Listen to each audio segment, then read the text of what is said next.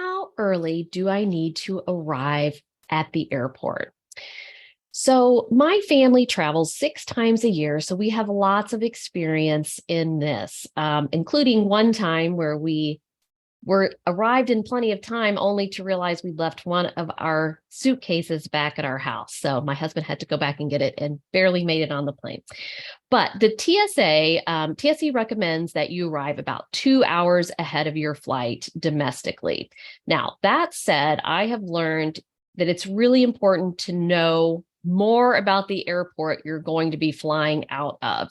So that's a little bit easier if it's your local airport. So here in Indianapolis, it's rare to find a long line to check a bag or to wait to go through security at our airport, at least on the days that we typically fly.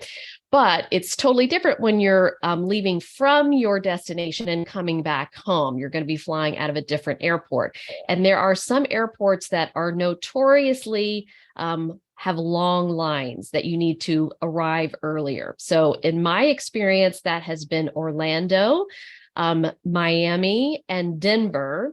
Now, other ones that weren't on my list that I don't fly through regularly, but that others report frequently have problems include JFK, Chicago O'Hare, and Dallas Fort Worth.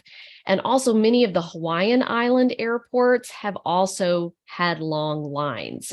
So just be prepared if you're going through any of these. Now, an easy solution to this is to download the My TSA app on your phone ahead of time, and you can add your local airport and any other airports that you're going to be flying out of to that app. And you can check before, the day that you're leaving, you can check and see what the current wait times are, at least for the TSA security line.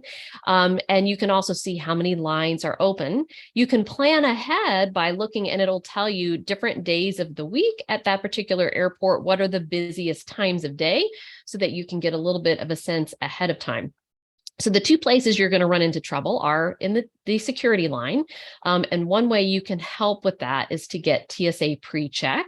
And this is a way that you get expedited security. Usually you go through a shorter line. You don't have to take your shoes off. You don't have to take your electronic devices out of your bag, etc.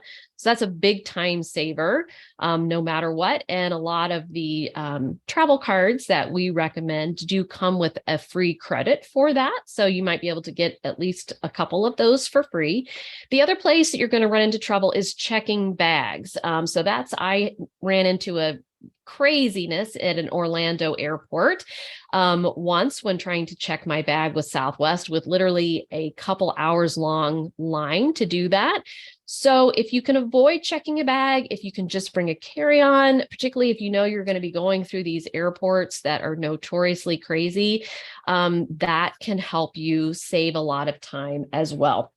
One last thing to keep in mind, Tuesdays and Wednesdays are typically the slowest days to travel. They're also usually the cheapest days to travel for that same reason. You're going to find airports busier on Fridays and Sundays when people are leaving for weekend trips and coming back from weekend trips, and also on Mondays, which typically is when business travelers are flying.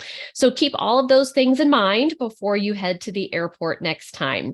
And if you want to learn a simple process to always be able to fly your family free using travel rewards, come join me inside my family's Flyfree membership, where we will teach you my process and give you a personalized plan. You can learn more at familiesflyfree.com/join. And I encourage you to put traveling with your family back at the top of your family's to-do list.